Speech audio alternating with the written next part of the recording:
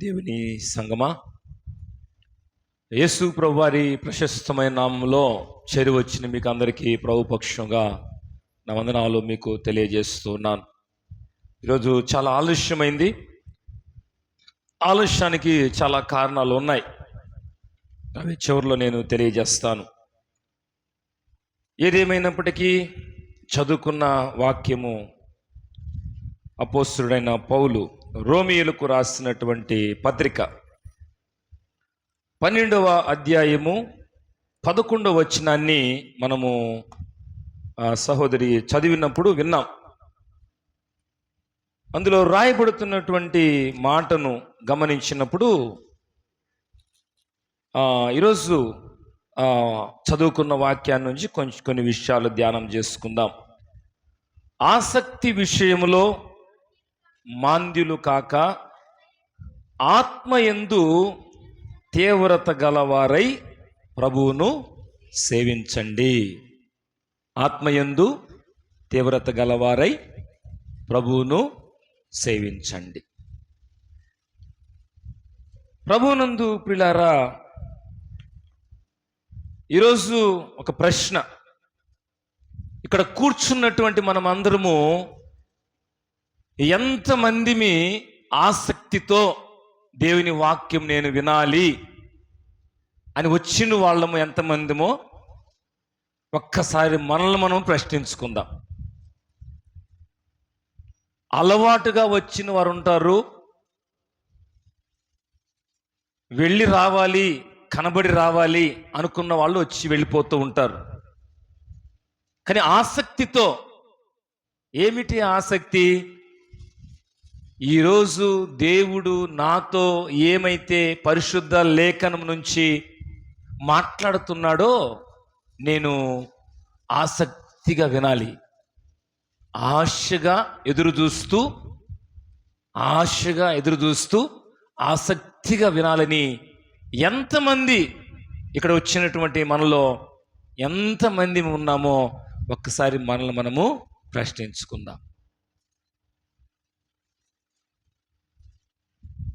హాజరు వేసుకోవడానికో, అలవాటుగా వచ్చిపోవడానికో, ఇతరులకు కనపరుచుకోవడానికి మనం వచ్చిపోవడం కాదు, కానీ ఆసక్తి అనేది చాలా ప్రాముఖ్యం. నేను వెళ్ళేది దేవుని మందిరానికి, నేను వెళ్ళేది దేవుని వాక్యము వినడానికి, విన్న వాక్యము నేను నా జీవితంలో వాక్య ప్రకారం జీవించటానికి, వాక్యం నా పైన ప్రభావం చూపాలి, వాక్య ప్రభావము చేత నేను నడిపించబడాలి. కనుకనే భక్తుడైన పౌలు ఒక హెచ్చరికతో కూడినటువంటి మాటను జ్ఞాపకం చేస్తూ ఉన్నాడు. ఆసక్తి విషయంలో మాంద్యులు కాక ఆత్మయందు తీవ్రత గలవారై ప్రభువును సేవించండి. లోక సంబంధమైన విషయాలు, ఉపయోగం లేని విషయాల కోసము చాలా మంది ఆసక్తిగా వెళ్తారు.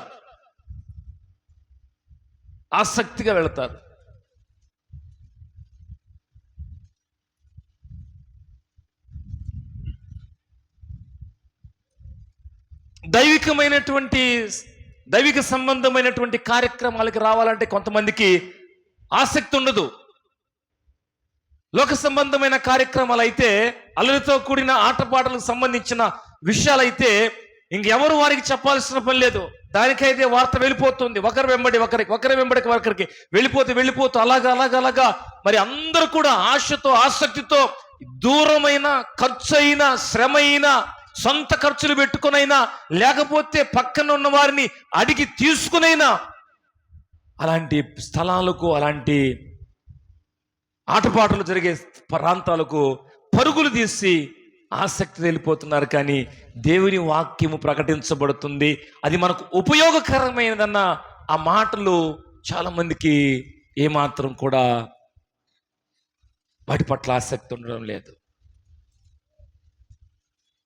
లోక సంబంధమైన విషయాలు కాదు, కానీ ఆత్మ సంబంధమైన విషయాల పట్ల ఆసక్తిని మనము కలిగి ఉండాలి. ఈరోజు మనము ఆసక్తి, మరి ఎందులో ఆసక్తి మనం కలిగి ఉన్నాం? ఆత్మీయత యందు ఆసక్తి కలిగి ఉన్నామా, లోక సంబంధమైన విషయాల యందు ఆసక్తి కలిగి ఉన్నామా? ఒకసారి ఆలోచన చేసుకుందాం.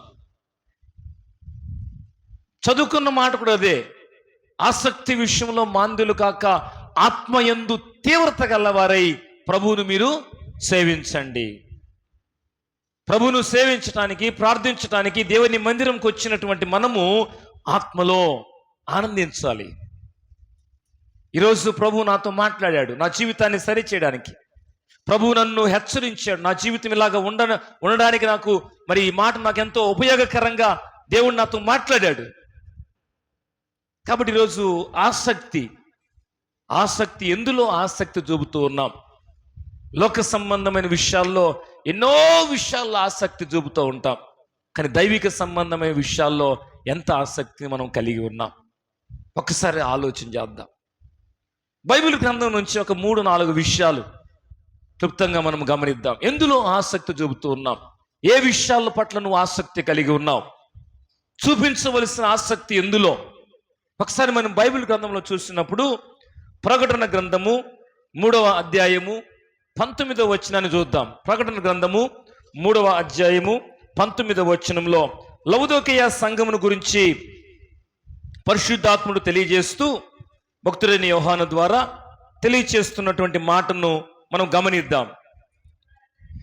నేను ప్రేమించు వారందరినీ గద్దించి శిక్షించుచున్నాను, గనుక నీవు ఆసక్తి కలిగి మారు మనసు పొందుము. మారు మనస్సు కొరకు మనము ఆసక్తి కలిగి ఉండాలి. మారు మనసు అంటే ఇంతకు ముందున్న మనసు ఏంటో ప్రభువుని ఎరుగక మునుపు. ప్రభువుని ఎరుగని వారు పాపములో ఇష్టానుసారంగా సమాజానికి ఉపయోగకరంగా కాకుండా, కుటుంబానికి ఉపయోగకరంగా కాకుండా, చివరకు తన శరీరానికి నష్టం చేసుకునేటువంటి ఆశలు, అలవాట్లు, మరి ఆచారాలు సంబంధమైన జీవితాలతో పరుగులు తీస్తూ లోకములో ఎంతో వ్యర్థమైన జీవితాన్ని జీవించేటువంటి పరిస్థితుల్లో ఒకవేళ ప్రభు మాట నీకు వినిపించబడిన తర్వాత, ప్రభు మాట నీ దగ్గరకు వచ్చిన తర్వాత మారు మనసు పొందిన వ్యక్తివైతే ఈ మారు మనసు ఆసక్తి కలిగిన మారు మనసు కలిగి ఉండాలి, ఆచారంతో కూడింది కాదు. కొంతమంది ప్రభువుని ఎరిగిన వారిగా ఉంటారు, పేర్లు బైబిల్లో పేర్లే ఉంటాయి, కానీ వాళ్లకు ఏదైనా అవసరాలు వచ్చినప్పుడు, కార్యక్రమాలు అవసరమైతే సేవకుడు అవసరం, కార్యక్రమాలు ఏదైనా కావాల్సి వస్తే అప్పుడు సేవకులు కావాలి, కొద్దిసేపు వాక్యం చెప్పాలి. మిగతా సమయంలో వారికి పెద్దగా దేవుని సేవకులతో పని లేదు, వాక్యంతో పని లేదు, దేవునితో పని లేదు, దేవుని సంబంధమైన విషయాలతో ఏ సంబంధం ఉండదు. ఏదన్నా వాళ్ళ ఇంట్లో పుట్టినరోజు, మరణమో, లేకపోతే పెళ్ళో ఏదైతే అప్పుడు పాస్టర్ కావాలి, పెళ్లి పత్రికలో వాక్యం వేయించాలి, లేకపోతే ఆ పెళ్లి సంబంధించిన కార్యక్రమం అంతా కూడా సేవకుడు చేయాలి. ఇక మిగతా పెద్దల అవసరం లే. మిగతా సమయాల్లో మారు మనసు పొందిన వ్యక్తి జీవితంలో ఆసక్తికరముగా వారి జీవితాన్ని ప్రభువుకు ఇష్టకరంగా ఉంచుకోవాలి. ప్రభువునందు ప్రియ సంగమా, వాక్యం వింటున్న సహోదరి సహోదరుడా, ఆసక్తి పొంది మారు మనసు పొందు. నేను ప్రేమించే వారిని గద్దించి శిక్షిస్తున్నాను. కొన్ని పర్యాయాలు కొంతమంది వ్యక్తులను సూటిగా ఉన్నది ఉన్నట్లుగా, అయ్యా మీ జీవితాన్ని సరి చేసుకోండి, ఇలా మాట్లాడకూడదు, ఇలా జీవించకూడదు, ఇలాంటి జీవితము మంచిది కాదని కొన్నిసార్లు సేవకుడు ప్రేమిస్తూ గద్దిస్తాడు. దాన్ని ముఖం మార్చుకోవద్దు ఎవరు కూడా. సరిచేయడం కోసమే, దేవునికి దగ్గరగా ఉంచడం కోసమే, మారు మనసు పొందిన వ్యక్తి జీవితం ప్రభువుకు ఇష్టకరంగా ఉంచడం కోసమే నేను ప్రేమించు వారిని గద్దించి శిక్షిస్తున్నాను గనుక ఆసక్తి కలిగి మారు మనసు పొందము.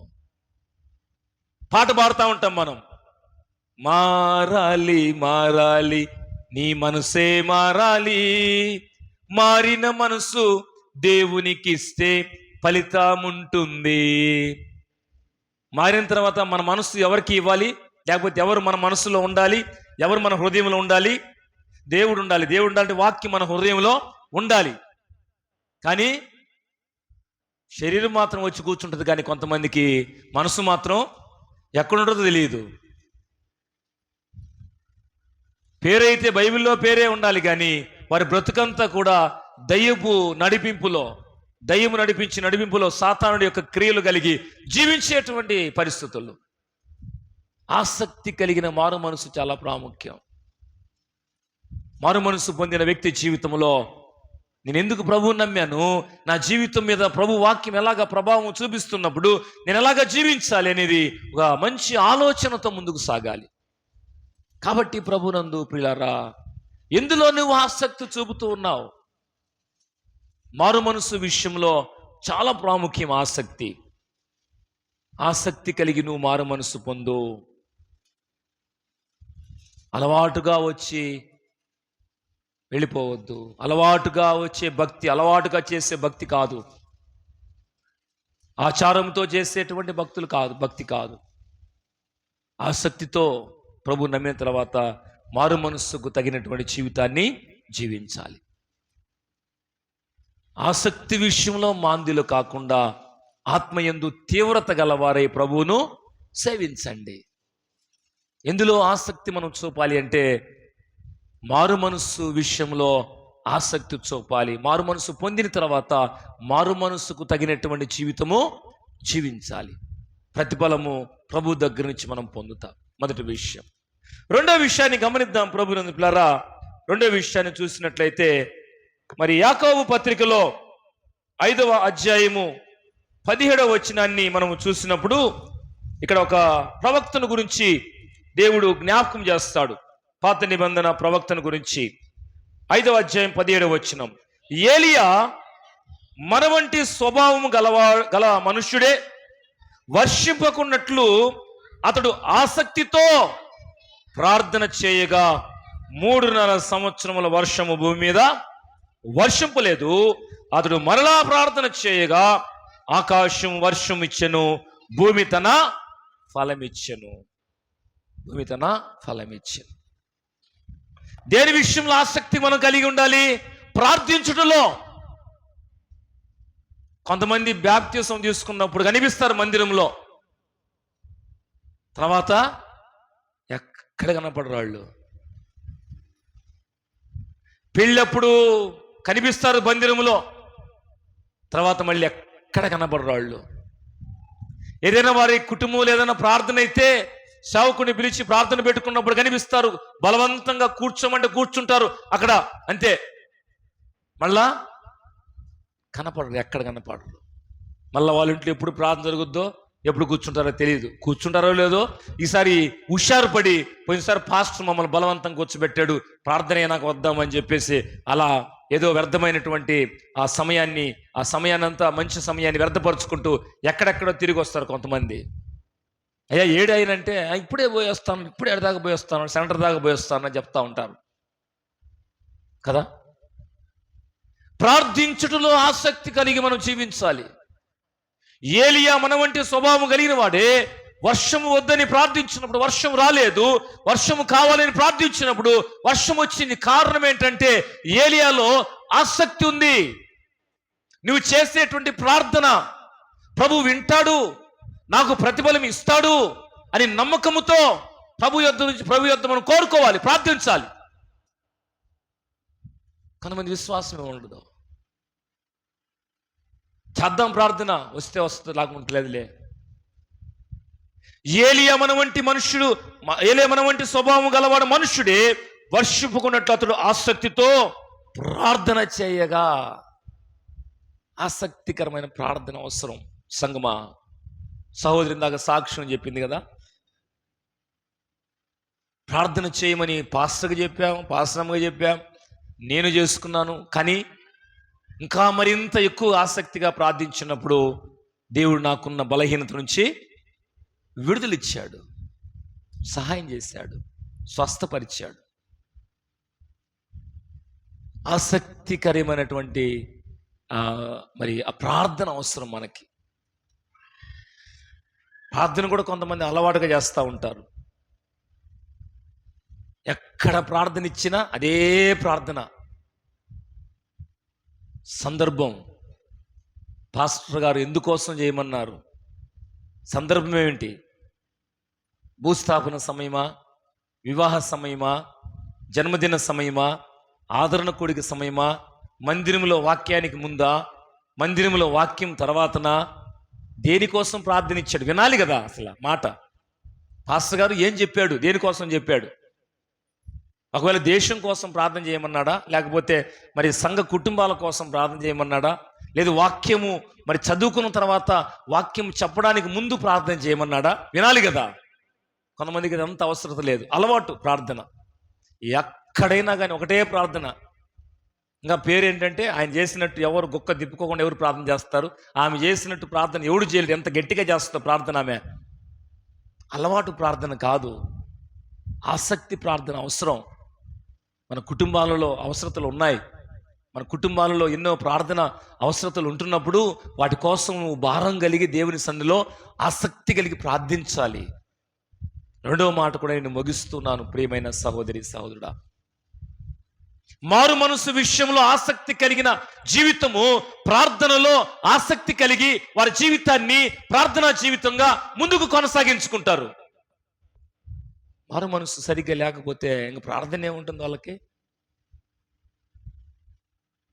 ఏం ప్రార్థన ఉండదు వాడి జీవితంలో.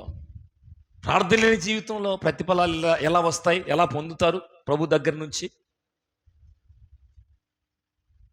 అవసరంతో వచ్చేటప్పుడు అప్పుడు దేవుని మందిరం కనిపిస్తుంది, సేవకుడు కనిపిస్తాడు, మందిరానికి వెళ్ళాలి, ప్రార్థించుకోవాలి. లేనిపోని సమయాల్లో కూడా ప్రార్థన చేస్తూ ఉంటారు. అలా ఉంటాం అవసరంతో వచ్చినప్పుడు. రాత్రి లేదు, పగలం లేదు, మధ్యాహ్నం అని లేదు, ఉదయకాలం అని లేదు.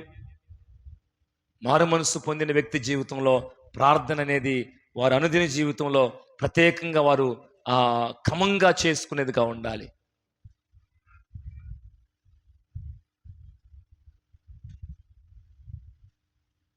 ఏ విషయంలో మనం ఆసక్తి కలిగి ఉంటూ ఉన్నాం? లోక సంబంధమైన విషయాలు, లోక సంబంధమైన మాటలు కొంతమందికి ఎవరికి నేర్పించాల్సిన పనిలే, నేర్చుకుంటూ ఉన్నారే. కానీ దేవునికి సంబంధమైన విషయాలు నేర్పిస్తూ ఉన్నా, నేర్చుకోమని చెబుతూ ఉన్నా, జీవించమని చెప్పడం కోసం దేవుని సన్నిధిలో వాక్యం చెబుతూ ఉన్నా కొంతమంది నేర్చుకోవడం లేదు. కాబట్టి మొదటి మాటను మనం గమనిద్దాం, మారు మనసు విషయంలో ఆసక్తి. రెండవది, ప్రార్థన విషయంలో ఆసక్తి కలిగి మనము ప్రార్థించాలి. మూడవ విషయాన్ని ముగిస్తాను, అందరూ నా వైపు చూడండి, వాక్యం వినండి, ఆసక్తిగా వినండి. మీ ఆసక్తి మారిపోతుంది, పక్కకి వెళ్ళిపోతా ఉంది. దయచేసి ఆసక్తిగా, అందుకనే దేవుడు అలాంటి చెప్పిస్తుంటాడు అప్పుడప్పుడు. ఆసక్తి కలిగిన వాళ్ళైతే మీ ఏకాగ్రత దేవుని వాక్యం నుంచి పక్కకి వెళ్ళకూడదు. ఎందులో ఆసక్తి కలిగి ఉండాలి మనము? ఒకటి, మారు మనసు పొందిన వ్యక్తి మారు మనసు జీవితంలో ఆసక్తి కలిగి ముందుకు కొనసాగాలి. రెండవది, ప్రార్థన చేసే విషయంలో ఆసక్తితో చేయాలి. అందుకని ఆసక్తి విషయంలో మాంద్యులు కాకుండా ఆత్మ విషయమై తీవ్రత గలవారై ప్రభువును సేవించండి. మారు మనసు పొందిన తర్వాత ప్రభువును సేవించే విషయంలో మనం ఎంతో ఖచ్చితంగా మనం సేవించాలి. ప్రార్థించే విషయంలో ఖచ్చితంగా ప్రభువును మనం కోడ్ చేయాలి. ప్రభువు అడిగితే ఇస్తానని చెప్పావు, నేను అడుగుతున్నాను, నువ్వు ఇస్తానని చెప్పావు, మేము అడిగినవి పొంది ఉన్నాము, నువ్వు ఇచ్చి ఉన్నావని నమ్ముతూ ప్రార్థిస్తూ ఉన్నాం. ఆసక్తిగా మనం ప్రార్థించాలి.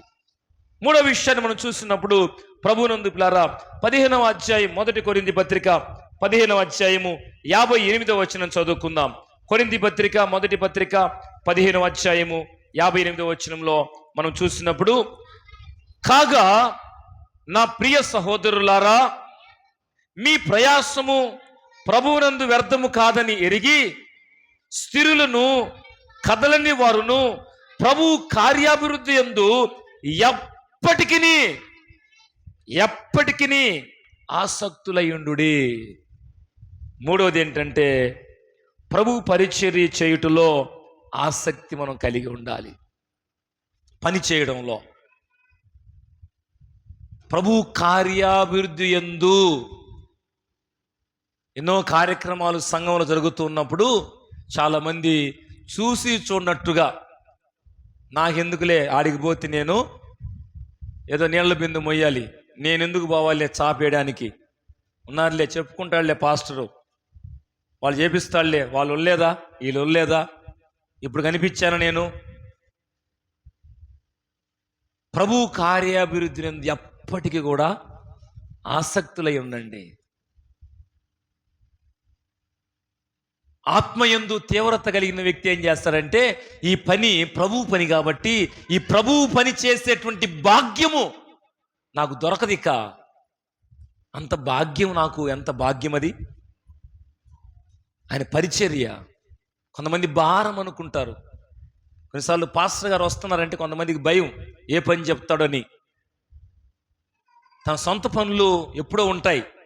సేవకుడు ఎప్పుడు ఎక్కువగా చెప్పేది ఏంటంటే, మందిరానికి సంబంధించినటువంటి పనుల విషయంలో కొన్ని బాధ్యతలు అప్పగిస్తూ ఉంటాడు, కొన్ని మాటలు తెలియజేస్తూ ఉంటాడు ఈ మందిర అవసరాల్లో భాగంగా. అలాంటి పనులలో మనం ఎప్పుడు కూడా ఆసక్తిగా మనం ముందుకు రావాలి. కానీ ఒక్కసారి చెబితే మళ్ళీ రెండోసారి ఇంక చెప్పే ఛాన్స్ ఎవరు, ఎందుకంటే వాళ్ళు వినరు కాబట్టి ఇంక చెప్పడు సేవకుడు. ఒకసారి చెప్పారనుకో చేయరు. కొంతమంది చేసిన ఎట్లా చేస్తారు, అడదిడ్డంగా కొరత చేస్తారు. చెప్పింది ఒకటే, చేసేది ఒకటి. మళ్ళీ సొంత పని అనుకోండి, ఒక్కడే చేసుకుంటారు వాళ్ళు. ప్రభు పనిలో కార్యాభివృద్ధి నందు మనము ఎప్పటికీ ఆసక్తి కలిగి చెయ్యాలి. దేవుని పని అంటే, నువ్వు పత్రిక ఇస్తావో, సేవకుని దగ్గర నువ్వు కొన్ని విషయాలు నేర్చుకొని ఇతర ప్రాంతాలకు వెళ్ళి పరిచయం చేస్తావో, దేవుని మందిరంలో చేయవలసి వచ్చిన పని చేస్తావో, ఒకవేళ ఏదన్నా దేవుని మందిరంలో జరిగించవలసిన పనిలో సహకారిగా ఉంటావో, వీలైతే ఆత్మలో తీవ్రత కలిగిన వ్యక్తి ఈ ప్రభు కార్యమైతే అది ఎక్కడైనా కానీ ఎలాగైనా కానీ నువ్వు చేయడానికి ఇష్టపడతావు. ఈరోజు చాలా మంది ప్రభు కార్యాభివృద్ధిలో మందులుగా ఉన్నారు. మాకెందుకులే, వాళ్ళు చేసుకుంటారు, వీళ్ళు చేసుకుంటారు. ప్రతిదీ కూడా పరిచర్యలో భాగమే. ఎందులో మనం ఆసక్తి చూపుతూ ఉన్నాం. ఈరోజు కొంతమంది హైందవ సహోదరులు కానీ, ముస్లిం సహోదరులు కానీ, చిన్న పిల్లలు కొన్ని పనులు చేయడానికి వాళ్ళు ఏం చేస్తారంటే, చిన్న పిల్లలు దగ్గరకు వచ్చి ఎంతో రాత్రులు నిద్రపోకుండా కూడా కొన్ని పనులు చేస్తూ ఉంటారు వాళ్ళు.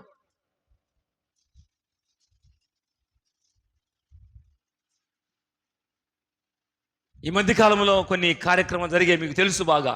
చిన్న పిల్లల ముందుండి అన్ని పనులు చేశారు. నేను కళ్ళరా చూశాను కొన్ని పనులను, కొన్ని సందర్భాల్లో, కొన్ని కార్యక్రమాల్లో. ఈ మాసమంతా కూడా కొన్ని కార్యక్రమాలు జరిగాయి, మీకు తెలుసు కదా. మొదటి నుంచి వాళ్ళే ముందుంటారు, ముగించేంత వరకు వాళ్ళే, చిన్నపిల్లలే ముందుంటారు. స్త్రీలు ముందున్నారు, పెద్దలు వయసుతో నిమిత్తం లేదు. మనం దేవుని మందిరికి వచ్చి కూర్చోవాలన్నా ఎన్నో సాకులు చూపిస్తాం మనం. కానీ వాళ్ళు చేసేటువంటి స్థితి వారికి తెలిసిన, మొదటి నుంచి చివరి వరకు మరి అవసరమైతే డీజే సమయంలో కూడా ఇంకా ఆసక్తిగా అందులో పాల్గొనడానికి ఇష్టపడుతూ ఉన్నారు కదా. లేదు సార్, మేము కూడా డీజే పెడితే మాకు కూడా హుషారు వస్తుంది అంటారేమో కదా. దేవుని పని విషయంలో మనము ఆసక్తి కలిగి నాకెందుకులే అనుకోకూడదు. నువ్వేం చేయగలవో చెయ్యి, దాటేసుకుని వెళ్ళిపోవద్దు. నాకు సంబంధం లేదనుకుని చూసి చూడటం వెళ్ళొద్దు. వాళ్ళు చెప్తాళ్లే పాస్టర్, వీళ్ళకి చెప్తాళ్లే పాస్టర్, వాళ్ళే కదా పాస్టర్కి దగ్గర ఉండేది, వీళ్ళే కదా దగ్గర ఉండేది అనుకని కాదు. నీవు నిజంగా మారు మనసు పొందిన వ్యక్తివైతే, ప్రార్థనా జీవితాన్ని కాపాడుకునే వ్యక్తివైతే, ఆయన పనులలో ప్రభు కార్యాభివృద్ధి నందు నీవు ఎప్పటికీ ఆసక్తిగా ఉంటావు. మూడో విషయాన్ని ముగిస్తున్నా. నాలుగో విషయాన్ని చెప్పుకొని మనం ముగించుకుందాం ప్రభు. నాలుగో విషయం ఏంటంటే, హెబ్రీ పత్రికలో 6వ అధ్యాయం, హెబ్రీ పత్రిక 6వ అధ్యాయము 10వ వచనాన్ని మనం చదువుదాం. అపోస్తలుడైన పౌలు హెబ్రీ రాసిన పత్రిక 6వ అధ్యాయం 10వ వచనం, 6:10. మీరు చేసిన కార్యమును మీరు పరిశుద్ధులకు ఉపచారము చేసి ఇంకను ఉపచారము చేయుట చేత తన నామమును బట్టి చూపిన ప్రేమ మరుచుటకు దేవుడు అన్యాయస్తుడు కాదు. మీరు మందులు కాక విశ్వాసము చేతను ఓర్పు చేతను వాగ్దానమును స్వతంత్రించుకొని వారిని పోయి నడుచుకున్నట్లుగా మీలో ప్రతి వాడును మీ నిరీక్షణ పరిపూర్ణమగు నిమిత్తము మీరు ఇది వరకు కనపరుచిన ఆసక్తిని తుదమట్టుకు కనపరచవలనని అపేక్షించుచున్నాను. ఈ చివరి లైను మనకు చాలా ప్రాముఖ్యం. చదువుకున్న భాగంలో 11, 12 వచ్చిన 2 మరి 10 నుంచి చదివాం మనము. ఈ 12వ వచనం చివరి లైన్లో, మీ నిరీక్షణ పరిపూర్ణమగు నిమిత్తము మీరు ఇది వరకు కనపరిచిన ఆసక్తిని తుదమట్టుకు కనపరచవలని అపేక్షించుచున్నాము. చివరిది ఏంటి? ప్రభు పరిచర్య చేసే సేవకుల నిమిత్తము కూడా మనము ఆసక్తి కలిగి ఉండాలి. ప్రభు పరిచర్య చేసే సేవకులు, వారి పట్ల కూడా మనము ఆలోచన కలిగి ఉండాలి. కొంతమందికి సేవకులన్నా, పరిచర్య చేసేటువంటి సేవకుల పట్ల పెద్దగా ఆసక్తి, ఆలోచన ఉండదు. వస్తుంటాళ్లే, పోతుంటాళ్లే, మనకేం సంబంధం, ఆయనకేలే. ఉపచారము, పరిచర్య చేసే విషయంలో, సేవకులకు మనం పరిచర్య చేసే విషయంలో ఆసక్తి కలిగి మనం చేయాలి. మనము చేయగలిగినదే, ఏ విధంగా మనము ఇవ్వగలుగుతామో ఇవ్వగలిగిన దానిలోనే, కానీ ఆసక్తి ఉండాలి. కొంతమందికి సేవకుల పట్ల అసలు ఆలోచనే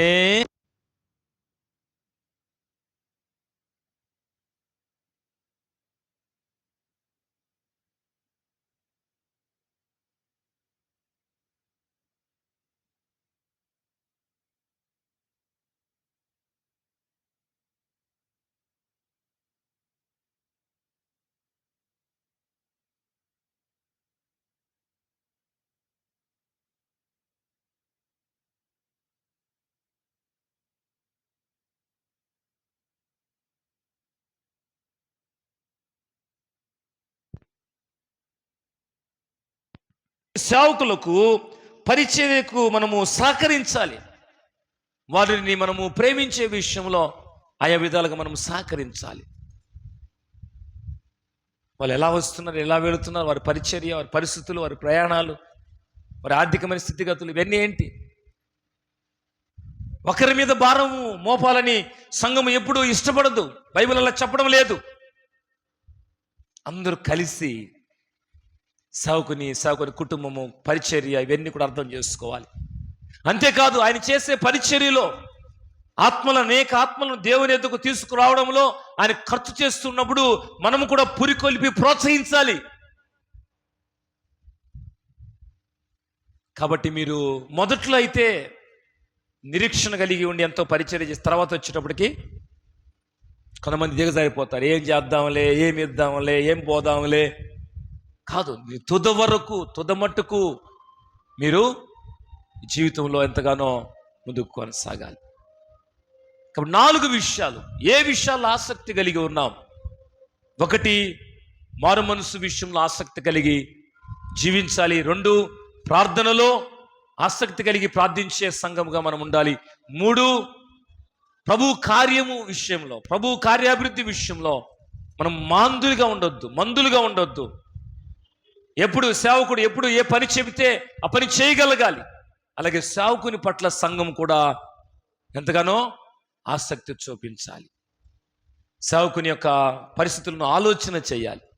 కాబట్టి ప్రభునందు ప్రియ సంఘమా, ఈ 4 విషయాలు, ఇంకా చాలా ఉన్నాయి, అవన్నీ నేను చెప్పడం లేదు, కానీ ఈ 4 విషయాలు ఆసక్తి కలిగినటువంటి, ఎందులో ఆసక్తి కలిగి ఉన్నాం మనం. కొన్నిసార్లు కొంతమందికి ఏ విషయాలు చెప్పాల్సిన పని లేదు, ఆసక్తితో చేస్తూ ఉంటారు. అవి నష్టమైన సమాజానికి, ఎదుటి వారిని నష్టపరిచేవైనా, ఉపయోగం లేని వాటి కోసం కొంతమంది ఎంత దూరమైన వెళ్ళి ఖర్చు పెట్టి ప్రయాసపడి ప్రాకులాడుతూ ఆసక్తిగా అందులో పరుగులు తీస్తూ ఉంటారు, ఉపయోగం లేని వాటి కోసం. కానీ మారు మనసు పొందితే ఆ వ్యక్తికి పరలోకం ఉంది, అది ఉపయోగమే. ప్రార్థనా జీవితం కలిగి ఉంటే ప్రభు దగ్గర నుంచి ఎలాగ మనం పొందుకోవాలో ఆ మార్గమును ప్రభు తెలియచేశారు కనుక అది మనకు ఉపయోగకరమే. భౌతికంగా మనం దీవించబడతాం. అలాగే ప్రభు పని చేస్తూ ఉన్నప్పుడు ఆ పని వలన వచ్చేటువంటి ప్రతిఫలము ప్రతి ఒక్క వ్యక్తి పొందుకుంటారు ప్రభువులారా. అలాగే సేవకులు మనం ప్రేమించడం ద్వారా, వారికి గిన్ని నీళ్లు ప్రతిఫలము ఇచ్చడం ద్వారా ప్రతిఫలము మరి పరలోకం నుంచి మనకు అందించబడుతూ ఉంది. తప్పకుండా వారి కుటుంబాలు ఏమాత్రం కూడా నష్టపోయే కుటుంబాలుగా ఏమాత్రం ఉండవు. సేవకుల పరిచర్యను అర్థం చేసుకుని ఆసక్తితో వారికి సహకరిస్తే తప్పకుండా కుటుంబాలు దేవుడు వారిని హెచ్చిస్తాడు, దీవిస్తాడు. లోక సంబంధమైన ఎన్నో విషయాలు ఇంతవరకు వాక్యం వింటున్న సహోదరి సహోదరుడా, ఆసక్తితో జీవించుచూ వెళ్ళిపోయావేమో, కానీ ఈ రోజు నుంచి అయినా ఆత్మలో తీవ్రత కలిగి, ఆత్మయందు తీవ్రత కలిగి ప్రభువుని సేవించాలనుకునేటువంటి వ్యక్తివైతే మారు మనస్సులో నీవు ఎంతగా మారు మనస్సు పొందావో, మారు మనస్సు కలిగిన జీవితం ఆసక్తితో ముందుకు కొనసాగించు. ప్రార్థనా జీవితం ఆశతో ఆసక్తితో దేవుని సన్నిధిలో కనబడడానికి ఇష్టపడు. దేవుని మందిరంలో కనబడిన వ్యక్తిగా పరిచర్యలో, ఆ యొక్క పనిలో, ఆయన పనులలో నీవు ముందుండడానికి ఇష్టపడు. సేవ చేసే సేవకుని విషయంలో కూడా నువ్వేమి చేయగలవో, ఏమి ఇవ్వగలవో, ఎలా సహకరించగలవో ఆ రీతిగా సహకరించగలిగితే అది నీకు దీవెనకరమే గాని ఏమాత్రం నీకు అది నష్టకరము కాదు అని జ్ఞాపకం చేస్తూ, ప్రభువుని మనం విన్న సందేశం యొక్క అంశం మనం మరొకసారి జ్ఞాపకం చేస్తున్నాను. ఎందులో మనం ఆసక్తి కలిగి ఉండాలి, ఏ విషయాలలో మనం ఆసక్తి కలిగి ఉండాలి. మారు మనస్సు విషయంలో ఆసక్తి కలిగిన మారు మనస్సు కలిగి జీవించటం, ప్రార్థనలో ఆసక్తి కలిగిన ప్రార్థనా జీవితం కలిగి ఉండడం. మూడవది